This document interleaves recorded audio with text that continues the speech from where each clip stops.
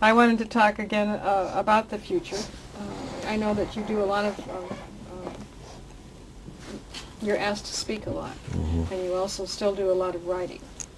What do you consider to be the main focus of your work?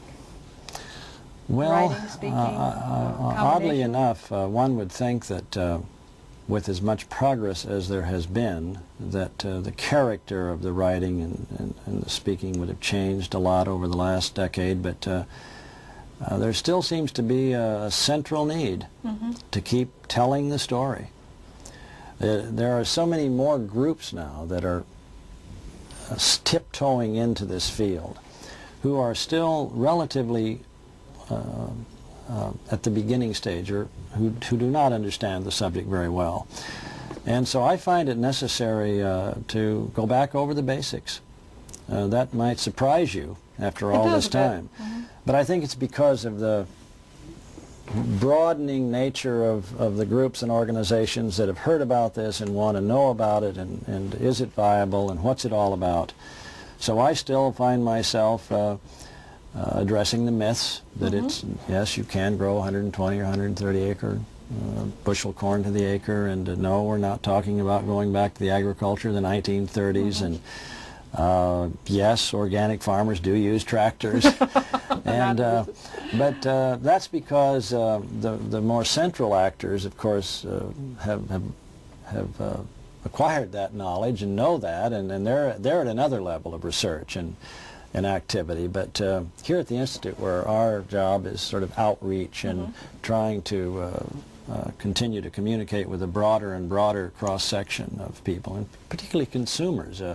We haven't talked about that, but they've become such an important part of this movement, and many of them don't know a great deal about agriculture. No, well, so it's still necessary to go back over the basics with many of these.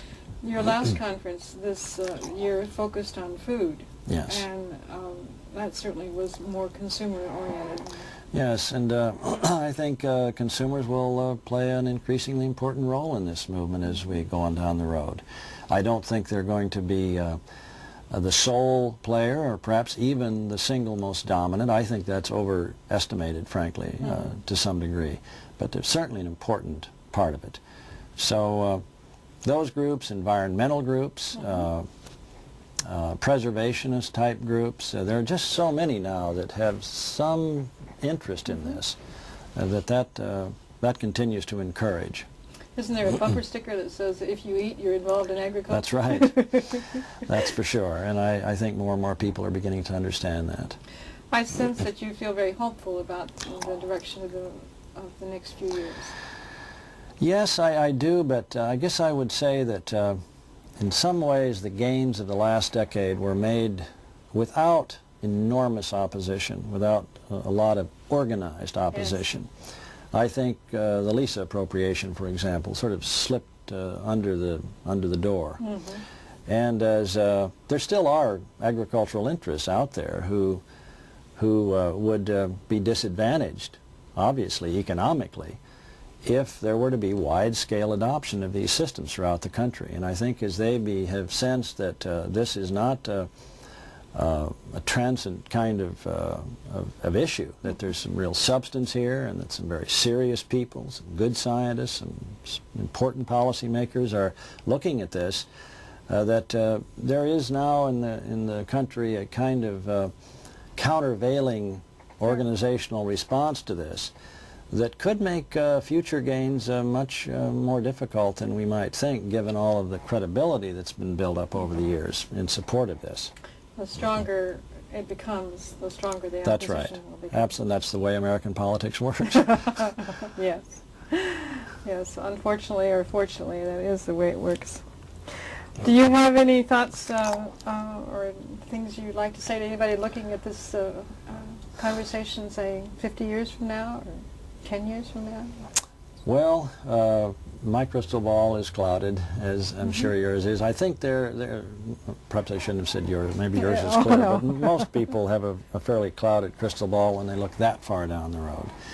I think what we today call organic systems and law input systems will change over the years in terms of the inputs that are allowed so-called materials list. We now have this national standard which is going to be developed under the 1990 Farm Bill, and that new technological developments, particularly in the area of biological inputs and biological control, will alter the nature of what we think of as organic systems. I think that's very positive, though, and will enhance their credibility and their potential for adoption. I'd like to see a lot more involvement in the next decade on the part of social scientists. Perhaps that's a bias of mine, but I think over the last 10 years, enough good agronomists, outstanding agronomists, and soil scientists and so forth, have looked at these systems and have documented them and have spoken out in their behalf to the point where there's credibility now in the sense that we know people can farm this way and be productive and make money. And the question now becomes, how many can do that? Of what are the social and personal and psychological characteristics of these managers? What would happen if we had wide-scale adoption? What would be the implications of that? By the way, we'll have a report coming out soon that begins to look at that. But as we look down the road to these broader macro issues, we really are in desperate need of much better research from economists and rural sociologists that can inform us about these consequences, because I think none of us, that is, those of us who would be thought of as proponents, do not want to lead farmers down the primrose path. No. That's the last thing we want to do. We want facts, and we want research of all across the board. And so that would be what I would hope will begin to happen to a much larger degree in the next decade and beyond. Well, I think if it does, and I hope it does, then it will be because of people like you, and I don't know anyone else like you, Garth, so I don't know why I say that. You were quoted as saying that you believe that balance and choice can be restored to American agriculture. Yes. And I would hope that you would continue to work on that. Thank you. Thank you. It's been a pleasure.